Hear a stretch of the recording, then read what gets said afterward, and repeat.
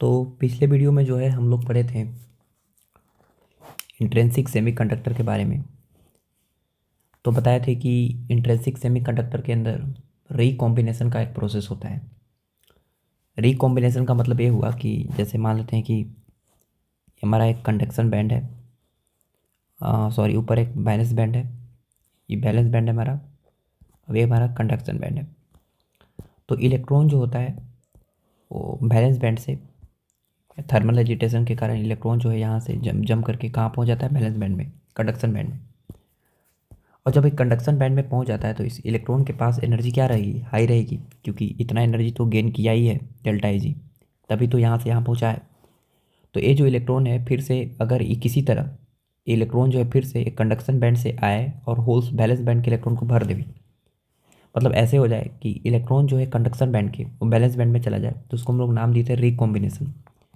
तो रिकॉम्बिनेशन क्या था बेसिकली, कि रिकॉम्बिनेशन की when when when electrons of valence band jump into the conduction band and again back on the valence band and fill the hole. This process is known as recombination,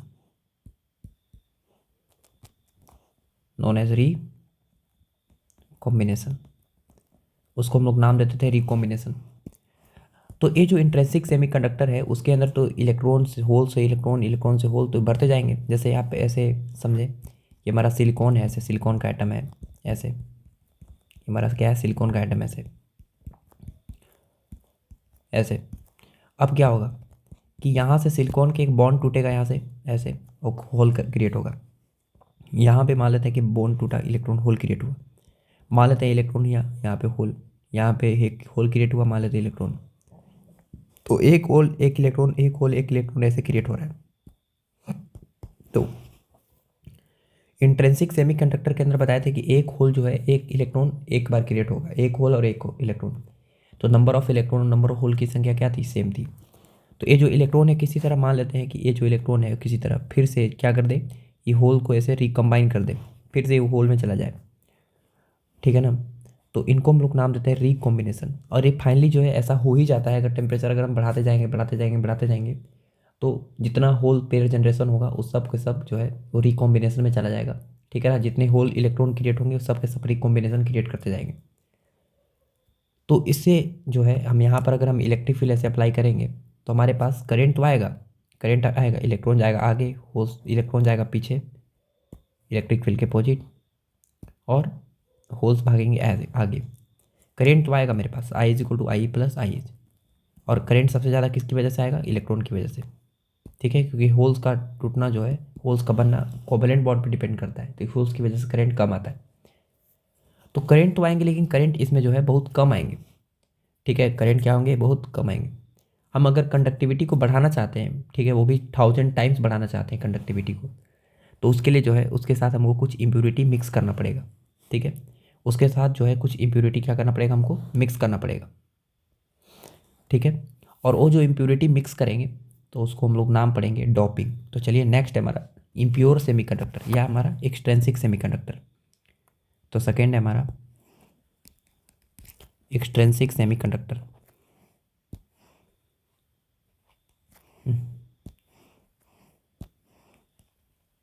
extrinsic semiconductor. तो intrinsic semiconductor जो है एक impure semiconductor होता है, impure semiconductor. इसके साथ कुछ mixing करते हैं, ठीक है। वी मिक्सड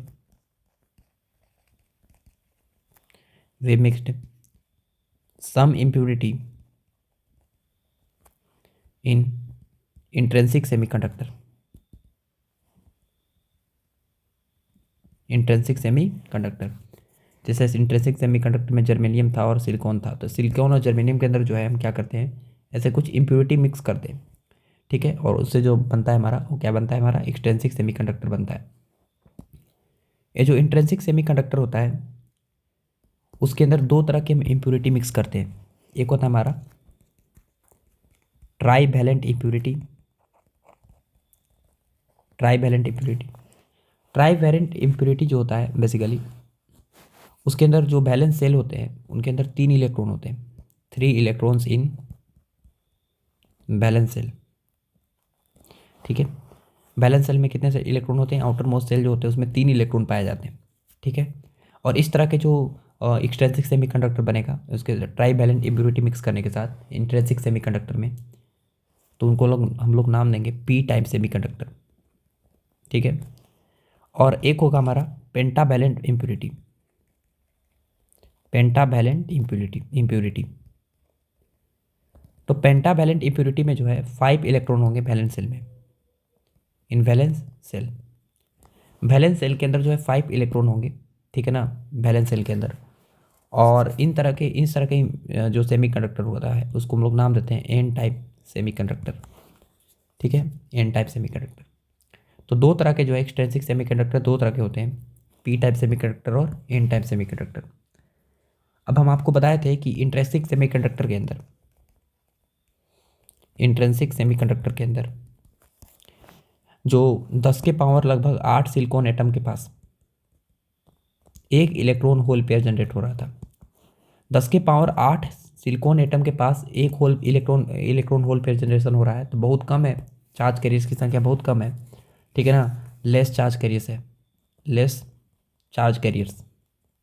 ठीक है ना, चार्ज कैरियर्स की संख्या बहुत ही क्या है, कम है। इसकी कंडक्टिविटी भी क्या होगी, कम होगी। कंडक्टिविटी क्या होगी, कम होगी, लो होगा। ठीक है, और रेजिस्टिविटी क्या होगा, हाई होगा। तो रेजिस्टिविटी क्या होगा, हाई।